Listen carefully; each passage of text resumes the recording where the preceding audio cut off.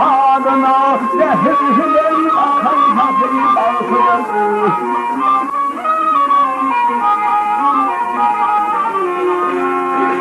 Ense makamları bir bu saçı kanka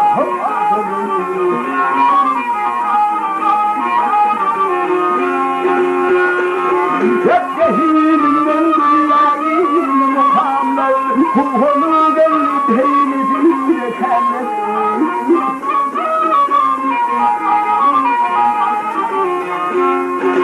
Bölümünden setli hanı makamlar Karşıyının çekten kahvardır.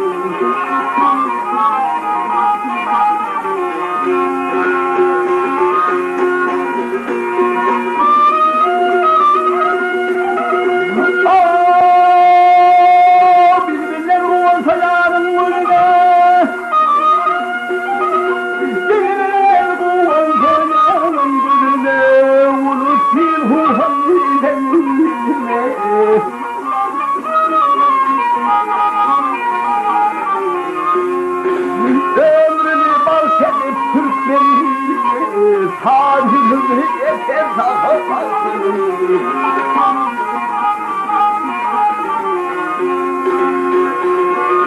Türkmen halkı seyyediyor, yüreklerin körüne koyuyor.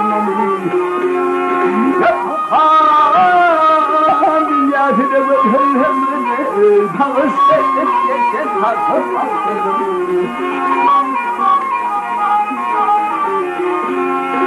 bu ham dünyasını böyle ömrünü bağışlayıp geçen halkı bağışlayıp